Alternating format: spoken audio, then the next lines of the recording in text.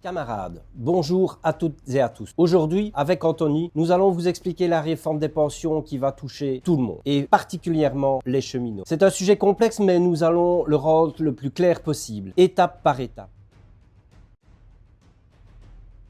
Jusqu'ici, les conducteurs et accompagnateurs de train pouvaient partir à la pension dès 55 ans s'ils avaient 30 ans de service roulant. À partir de 2027, ce droit disparaît. Une mesure transitoire est mise en place pour les agents qui sont nés au plus tard en 1971. Pour ceux qui sont nés à partir de 1972, le départ à la pension ne pourra se faire qu'à partir de 60 ans. En clair, les roulants perdront leurs avantages spécifiques, sauf ceux nés au plus tard en 1971, qui sont protégés par une mesure transitoire. Mais pour tous les autres, c'est terminé. Aujourd'hui, la pension est calculée sur les 4 dernières années de carrière. Mais dès 2027, ce sera 6 ans, puis 8, puis 10, jusqu'à atteindre 45 ans en 2062. Résultat, le calcul sera basé sur quasiment toute la carrière. Donc, plus question de rattraper avec les bonnes dernières années. La pension sera moins avantageuse. Autre changement majeur, dès 2027, tout sera compté en 1/60e. Fini les tantièmes préférentiels qui permettaient d'arriver plus vite au montant maximum de la pension. Et le coefficient de majoration qui servait à valider plus vite la carrière disparaît lui aussi, même pour les années déjà prestées avant 2027.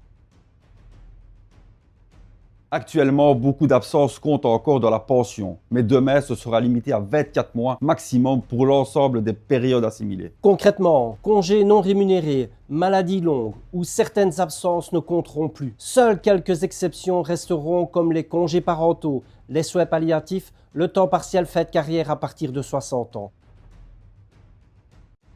Jusqu'ici, les pensions statutaires pouvaient suivre les salaires de base grâce à la péréquation. À partir de 2026, ce sera terminé. Concrètement, nos pensions ne seront plus automatiquement alignées sur l'évolution des salaires. Elles risquent de stagner, voire de perdre du pouvoir d'achat.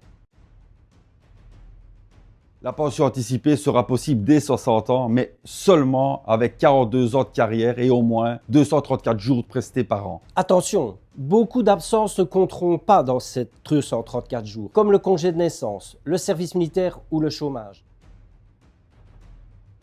Un système de malus est introduit. Si vous partez plus tôt sans remplir les conditions de 35 années à minimum 156 jours de travail ou assimilés et au total 7020 jours de travail ou assimilés, votre pension sera réduite dans ce cas jusqu'à 5% par an pour les jeunes générations. Par contre, si vous continuez à travailler après 66 ou 67 ans, vous aurez un bonus jusqu'à plus 5% par an. Autrement dit, ce sont encore les travailleurs qui font les métiers les plus pénibles, qui ne pourront pas aller jusqu'à la fin, qui seront sanctionnés.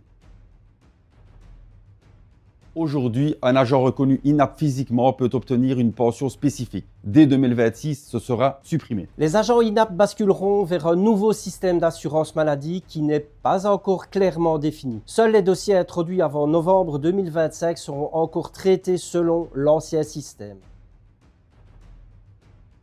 Dernier point, une nouvelle condition de travail est ajoutée.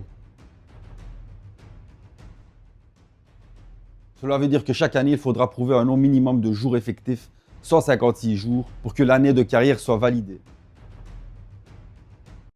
Comme vous le voyez, cette réforme est une attaque frontale contre nos pensions. Elle réduit nos droits, rallonge nos carrières et fragilise nos retraites. C'est pour cela que nous devons réagir collectivement. Cette réforme ne concerne pas seulement les cheminots, mais l'ensemble des travailleurs. Premier rendez-vous, La grève cheminote en front commun, du 23 novembre 22h au 26 novembre 22h. est-ce le plan d'action que notre régional avait défendu? Non. Comme toujours, nous voulions aller plus loin, mais le compromis trouvé a un avantage majeur. Il rassemble toutes les régionales CGSP du pays, nord comme au sud, ainsi que toutes les organisations syndicales cheminotes. Camarades, il est essentiel que chaque jour de grève soit un succès. Il ne doit y avoir personne à son poste de travail ces jours-là. Rappelons-le, tout le monde sera impacté par ces mesures. Chaque cheminot perdra quelque chose. Personne n'a rien à y gagner. Contre la casse sociale de l'Arizona qui ne respecte rien ni personne. Ensemble, on est plus fort.